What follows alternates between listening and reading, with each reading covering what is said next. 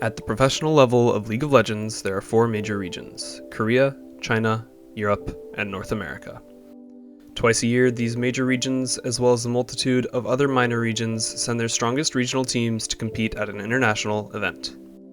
One of these events is called the Mid-Season Invitational, or MSI for short, and the other, the League of Legends World Championship, more commonly known as Worlds.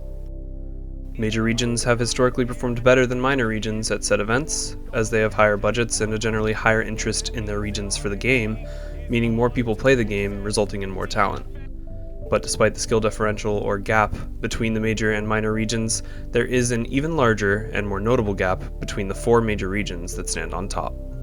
This is what's known in the community as the East versus West gap in League of Legends. Both North America and Europe are miles behind the level that Korea and China are at.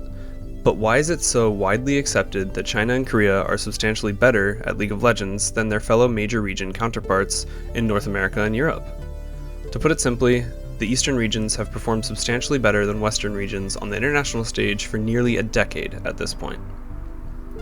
Excluding crazy runs such as G2 winning the 2019 Mid-Season Invitational with a prodigal roster that had players which shone brighter than anyone could have expected, yes Caps, we're looking at you, or that very same roster's performance at 2019 Worlds, where they managed to come second in the single biggest competition on the League of Legends professional calendar, also excluding the fact that North America were runners-up at the very MSI that G2 won in 2019, and Fnatic's miracle run to second at Worlds 2018.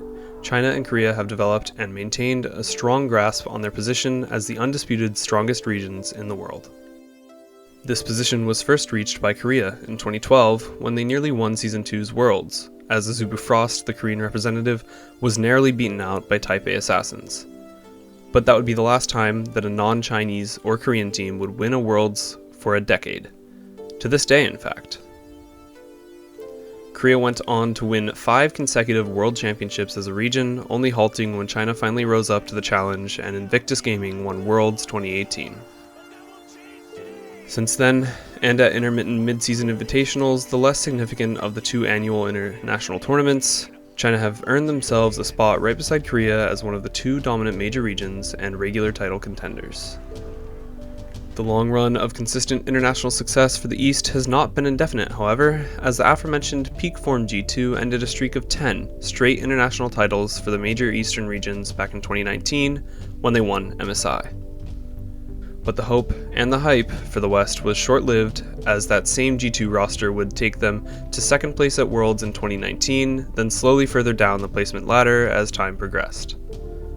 Alongside G2's fall from grace came the international hopes of the West, and as League of Legends history draws closer to the present day, the performances at international tournaments have only gotten more and more disappointing.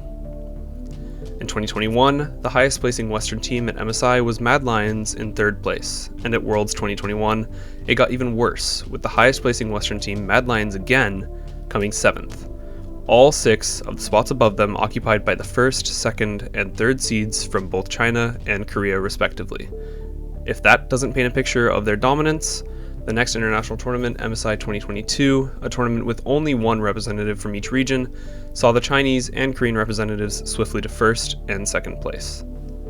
And the most recent international event, Worlds 2022, wasn't much different, with the highest placing Western team, Rogue, placing 5th, and all of the other top 8 spots occupied by either China or Korea. So, as MSI 2023 rolls around, keep in mind that to say there is a gap between the major regions of competitive League of Legends might even be an understatement. Without bias, and as a genuine result of historical assessment, it can be convincingly proven that China and Korea stand a cut above the West. But the beauty of competition is that stages like these are made to change history forever. And that's just what Western and minor region teams will continue to try and do as long as they are given a chance to compete internationally.